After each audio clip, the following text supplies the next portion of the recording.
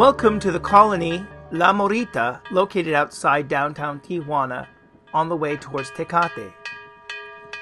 This colonia has around 250,000 people that live there. Most work for about $8 to $9 a day at the maquiladoras located on the border between the United States and Mexico. Our housing ministry isn't just a housing ministry. It's a ministry of building communities, building lives, and constructing friendships across borders and between two parishes. This is a parish-to-parish ministry. So we've asked all of St. Julie's to pray, to join in, and we are working within the parish here. There's an Aboriginal saying from Australia that goes, "If you have come to help me, you are wasting your time. If you have come because your liberation is bound up with mine, then let us work together."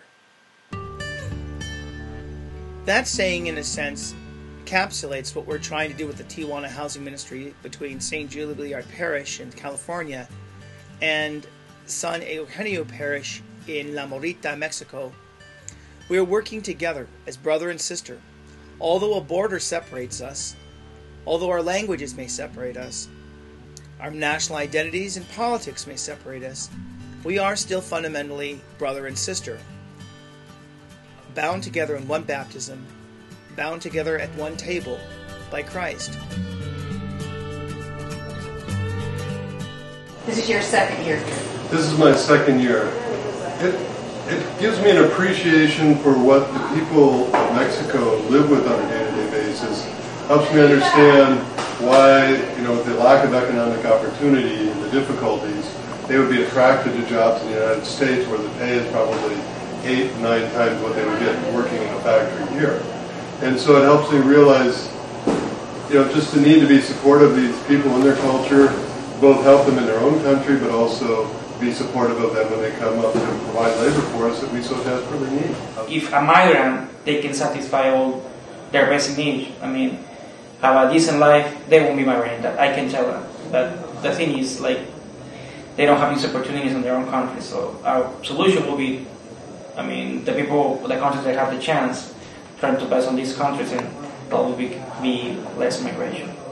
There are a lot of jobs in the area, lots of factories, maquiladoras, and some of them only pay $9 a day, so people can work really hard and still not be able to afford a decent food and decent places to live. But there is lots of work here. Southern Mexico and Central America all come here for those jobs, so there's an explosion of population here, and there's not much infrastructure, and people don't know one another, so they don't have the normal family dynamics to lean back on to support them. Yeah, Tijuana is growing 100,000 people every year. 100,000? 100,000 people every year. My dad made the sacrifice to come over here, and if it wasn't for him making that decision, that sacrifice, I'd be in this exact situation, probably trying to make my own decision to come over there. We can't solve the problems as we see them. We need to meet them at their level and find out what their needs are and work with them as opposed to trying to fix them.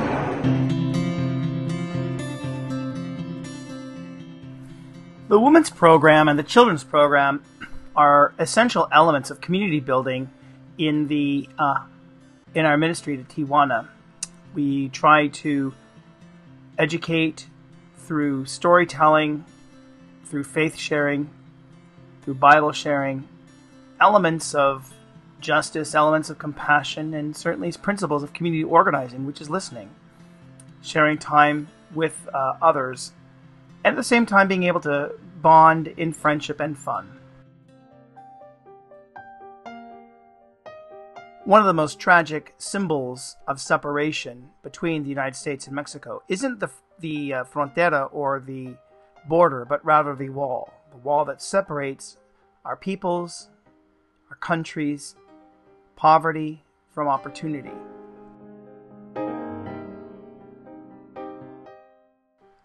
Part of our ministry at St. Julie's is to listen to the stories of those who were deported from the United States or those who are daring to risk their lives to cross the desert in search of an escape from poverty. You're illegal. You get nothing. Plus they pay in Social Security, which they've never collected. Because they are not legal. Right. Because it's one of the common things that you see in the media. When they sit together and they are eating together and they are talking, they see that they have good hearts, you know. And the people that are applying the law in the United States are very different than these people that come to visit them.